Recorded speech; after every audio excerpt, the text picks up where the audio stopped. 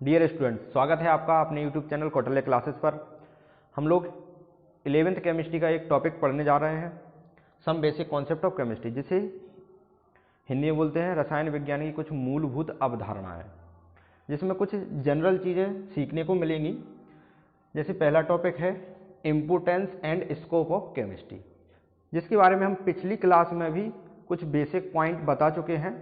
कहाँ कहाँ केमिस्ट्री का यूज है ये इम्पोर्टेंस में पढ़ते हैं हम लोग। जैसे कि एग्रीकल्चरल केमिस्ट्री होती है, उसमें एग्रीकल्चर में हम बहुत सारी जगह पे यूज करते हैं। बहुत सारे केमिकल्स फर्टिलाइजर के रूप में यूज किए जाते हैं, जैसे कि डीएपी वगैरह, डाईएमिनो फॉस्फेट, यूरिया वगैरह, NH2CO, NH2। बहुत सारे कॉस्मेटिक्स यूज करते हैं हम लोग, परफ्यूम्स यूज करते हैं, उन सभी में केमिस्ट्री का इम्पोर्टेंस है। क्लॉथ्स वगैरह केमिकल इंडस्ट्रीज में यूज है, बहुत सारे केमिकल्स जो लेबोरेटरी में हम लोग देखते हैं, पैथोलॉजिकल लैब में यूज है। तो केमिस्ट्री का बेसिक तौर पर हमारे डेली लाइफ में हर जगह देखने को मिल जाएगा। हमारी बॉडी भी सिंथेसाइज है केमिकल से, ऑर्गेनिक कंपाउंड से। नेक्स्ट बात करते हैं स्कोप ऑफ केमिस्ट्री। किसी भी ब्रांच में आप जाइए, उसमें कहीं ना कहीं यदि वो साइंस से रिलेटेड है तो वहाँ पे केमिस्ट्री आपको देखने को मिलेगी। केमिकल इंजीनियरिंग में जाइए, केमिस्ट्री का यूज़ है। फार्मेसी में केमिस्ट्री का यूज़ है। मेडिकल साइंस में केमिस्ट्री का यूज़ है। यदि आप किसी और अदर ब्रांच में बात करो, एग्रीकल्चर, उसमें भी केमिस्ट्री का यूज़ है। तो ऐसी कई ब्रांचेज हैं और कई इंडस्ट्रियल एरिया है जहाँ पर केमिस्ट्री यूज की जाती है। सीमेंट इंडस्ट्रीज है और कई ऐसी इंडस्ट्रीज हैं जहाँ पर कई रूपों में केमिस्ट्री का यूज किया जाता है। तो इसकी बात हम पहले ही कर चुके हैं कुछ। अब हम बात करते हैं कुछ नियम्स, कुछ लॉ की। पहली हेडिंग है इसमें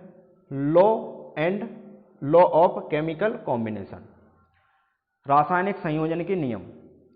इसमें कुछ नियम पढ़े जाते हैं, जैसे mass conservation law, law of chemical combination, जिसके अंतर्गत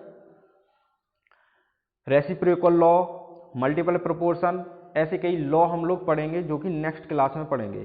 और उससे भी पहले मैटर को हम लोग समझेंगे। इसके बाद डाल्टन की एटॉमिक थ्योरी है।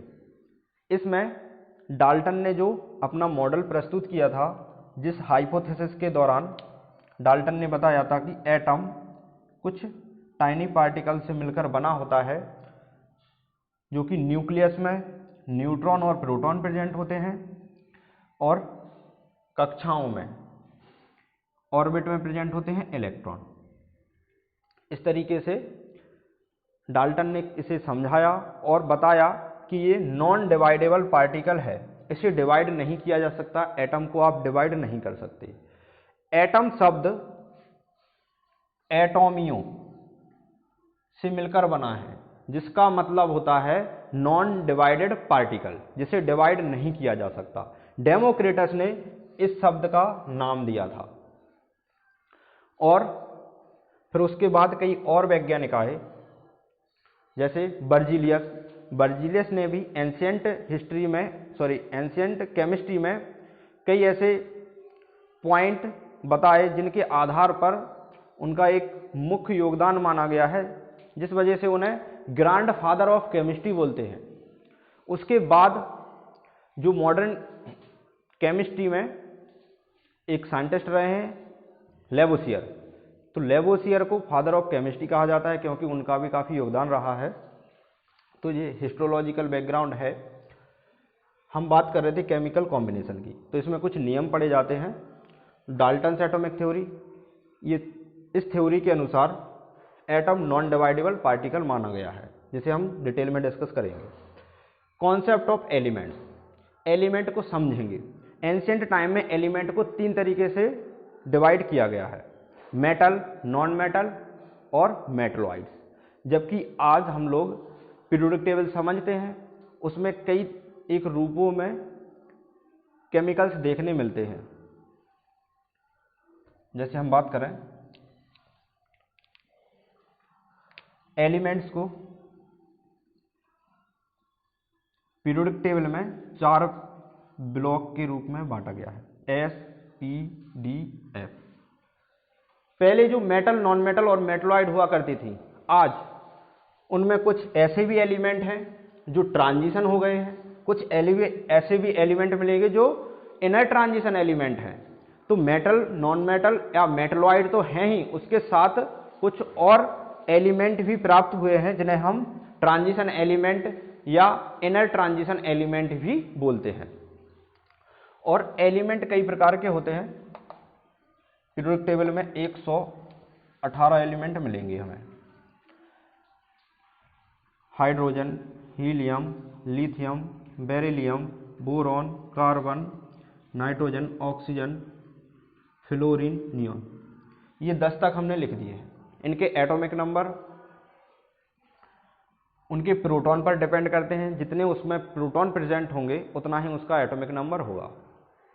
जैसे हाइड्रोजन का एटॉमिक नंबर 1 है, तो इसका मतलब इसमें प्रोटॉन की संख्या भी 1 है। अगर इसमें 2 प्रोटॉन होते तो इसका एटॉमिक नंबर 2 होता।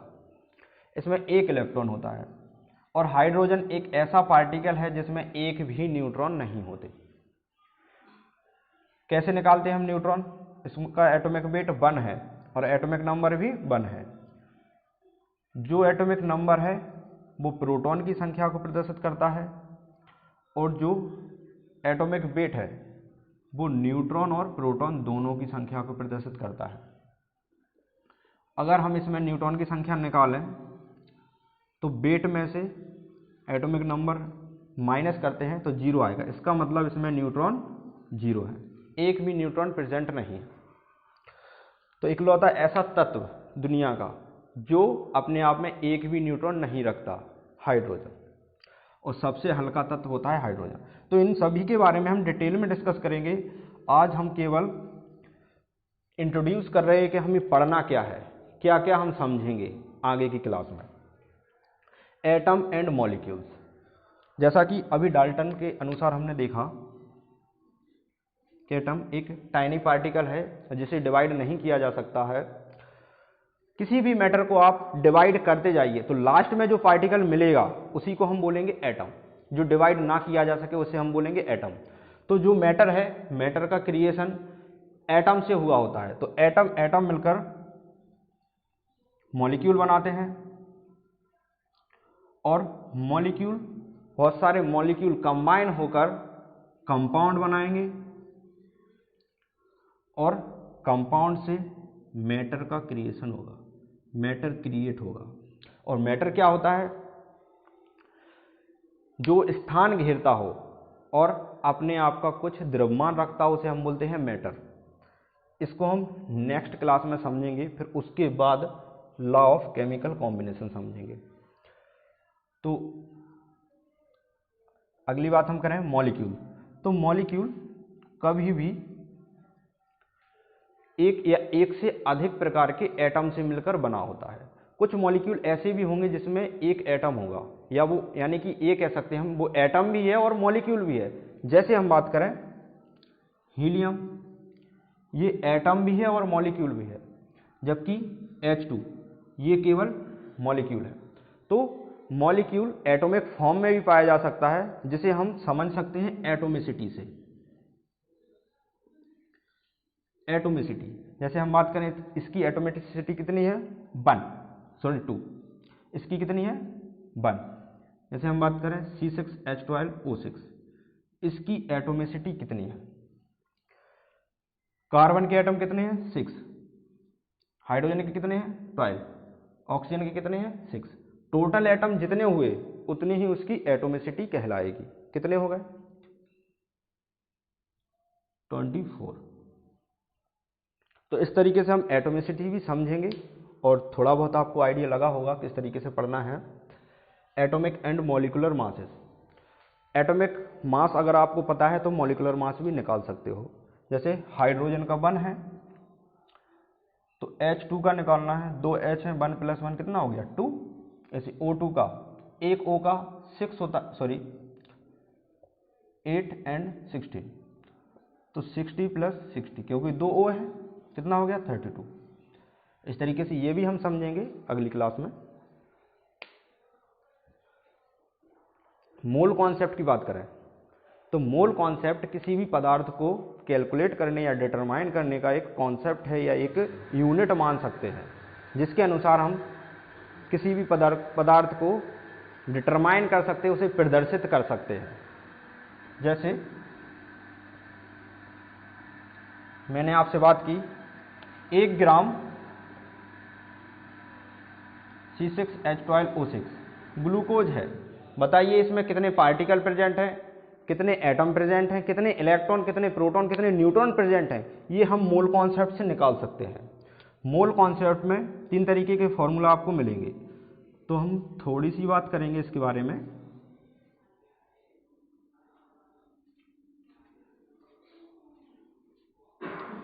एक मोल में पदार्थ का या किसी भी परमाणु या अणु का भार उसके अणुभार के बराबर होता है।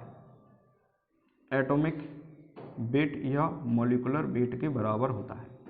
एक मोल में अणुओं की संख्या एवोगैड्रो संख्या के बराबर होती है, जिसे हम Na से प्रदर्शित करते हैं 6.023 इंटू 10 प्लस के 23।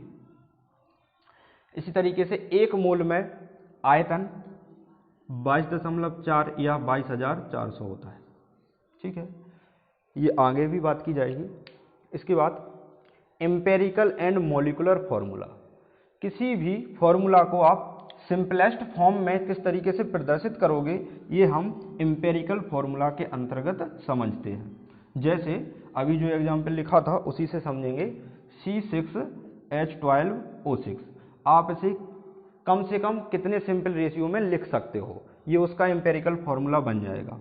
6 का अगर इसमें डिवाइड कर दो तो CH2O बन जाएगा, यानी कि कार्बन की संख्या 1 है कम से कम, हाइड्रोजन की 2 है और ऑक्सीजन की 1 है।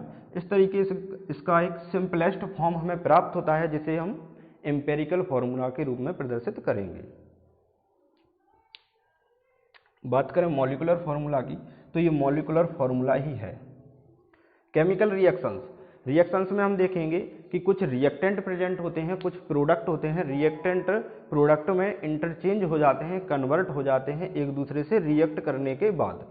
जैसे रिएक्शन लिखिए A plus B gives C plus D. A और बी की कुछ कंसंट्रेशन होगी जो डिक्रीज होने के बाद C और D में कन्वर्ट हो जाएगी। तो जैसे जैसे ए और बी की कंसंट्रेशन घटेगी, वैसे वैसे C और D की कंसंट्रेशन बढ़ेगी। ठीक है, अब देखें हम ये स्टैच्यूमेट्रिक एंड कैलकुलेशंस क्या है। स्टैच्यूमेट्रिक क्या होती है, जो हम रिएक्टेंट लिए होते हैं उन रिएक्टेंट के सामने, यानी कि उन रिएक्टेंट्स के कितने मोल प्रेजेंट हैं, उन्हीं को हम स्टैच्यूमेट्रिक कोफिशिएंट बोलेंगे। जैसे इसके पास ए है, ये कैपिटल ए किसी एक मॉलिक्यूल को प्रदर्शित करेगा और स्मॉल ए उसकी संख्या को, तो इसे हम बोलते हैं स्टोइचियोमेट्रिक कोफिशिएंट। इसी तरीके से जितनी संख्या जिस मॉलिक्यूल की प्रेजेंट होगी उसी को हम स्टैच्यूमेट्रिक कोफिशिएंट बोलते हैं। तो यही इसमें है स्टैच्यूमेट्री, एक इसकी स्टडी करना ही स्टैच्यूमेट्री कहलाता है। तो आई होप आप लोगों को समझ में आया होगा। केवल इतनी बात की है कि आपको पढ़ना क्या है, जो पढ़ना है वो हम नेक्स्ट क्लास में पढ़ेंगे। तो तैयार रहिए नेक्स्ट लेक्चर के लिए। Thank you.